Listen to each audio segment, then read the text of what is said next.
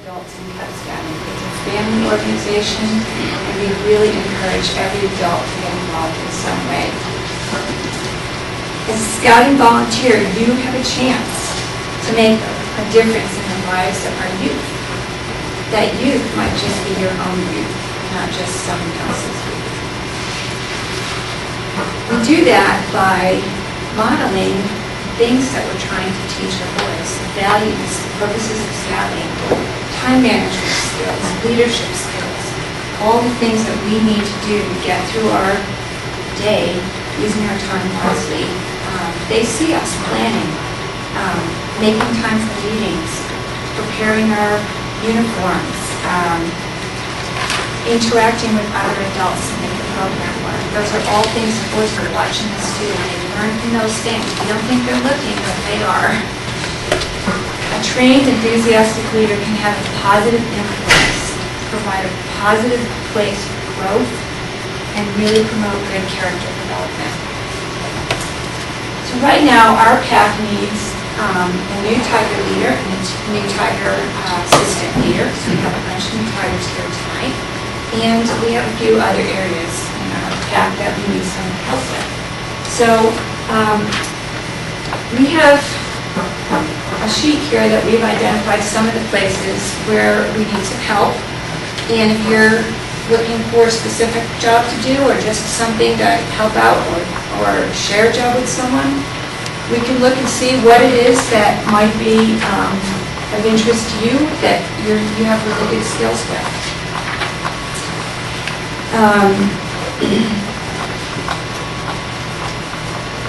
So at the beginning, you filled out these cards, and I'm looking here and saying, gee, Mr. Elder, I see you had some scouting experience.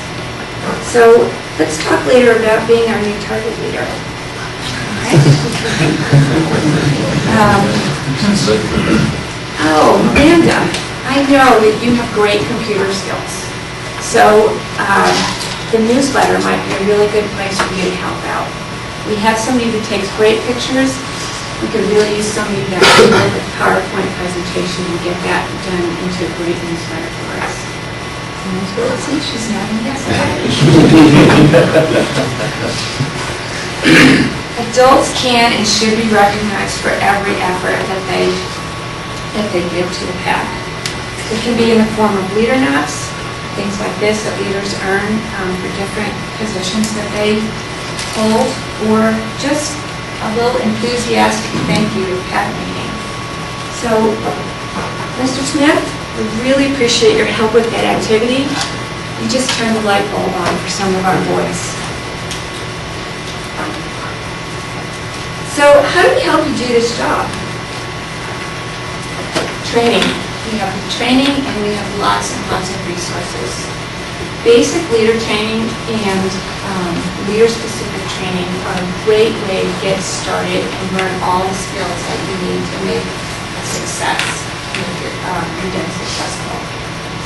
We already talked about youth protection training a little bit.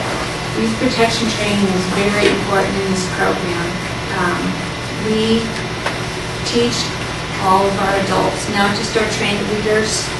We'd like to have all our adults go through youth protection training so that they understand the guidelines and the information that the scouting organization uses to help ensure that everything is safe for all our participants.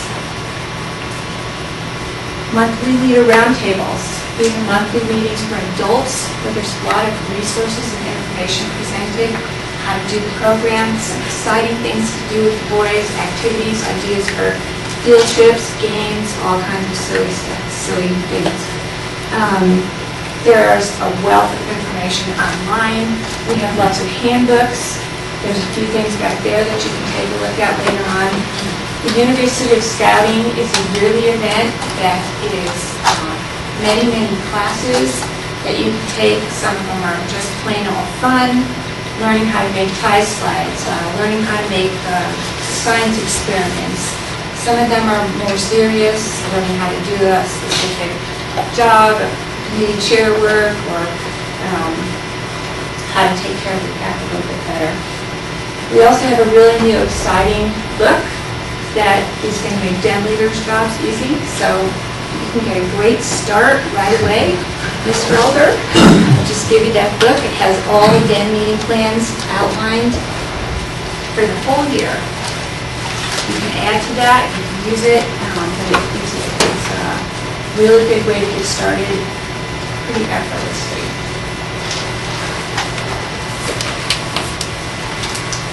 So how do we get trained? The first step is a quick online course called Basic Scouting. And this just gets you started. It tells you a lot of things that we've talked about tonight about how the program works. And then you can go to Cub Scout Leader Specific Training where we'll run through the basic program, and then each leader will break off into their specific level, tigers, wolves, and bears, and webelos, and they go through what that year should look like really specifically so that you can understand where you're starting and where you're going to end up and get a big picture of where you're going. It really helps to help you manage the den really well and successfully goals so you're completing the rank and doing it on step one way. There are a lot of other supplemental trainings. We teach outdoor skills, we teach leadership skills, all kinds of things for adults.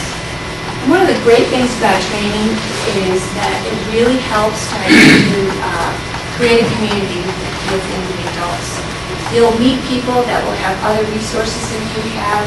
They'll have great ideas. You can share those ideas. And you get to have a lot of fun. Roundtable night is typically really a lot of fun. So it's a community. It's an adult community as well as a boy community. Well, can you tell us, how do we know where the roundtables are? I know in the Gateway District, at the Lutheran Church on Wadsworth. But how do you know if they weren't going to have a roundtable? Last time, for example, I didn't call to find out if they were having a meeting, showed up down there in the July one. Yeah, typically there's not a July meeting, right? Yeah. So July is usually the only month there's not a roundtable in the Gateway District. I'm not sure about the other ones.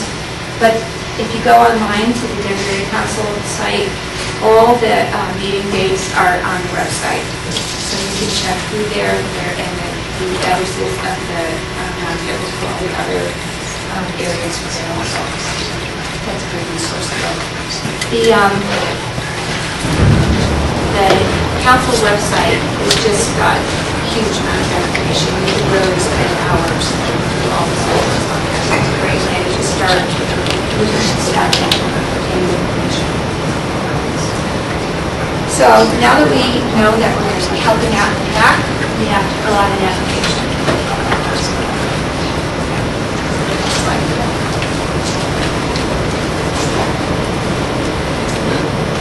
So on the application, one of the things that's really important to put on is up here at the top, it has pack troop, crew. Make sure you designate pack. There's a space for pack number. So the district knows what pack you're joining. All your personal information goes in there. There's a place for social security number and driver's license number, which is required to process the application. Over here on this side, there are questions that relate to the background check and references here that typically the PAC will check so that they know what kind of person they're going to deal with. There's also another sheet that's not here that is needs a signature. That is the disclosure of the background check that has to be signed. Down at the bottom, you put your own signature. And the final piece to complete the application is attaching the YPT card. Youth protection training does have to be done prior to an application being submitted to council processing. That's not relatively correct. So, our PAC is really excited to have you get involved. Part of this community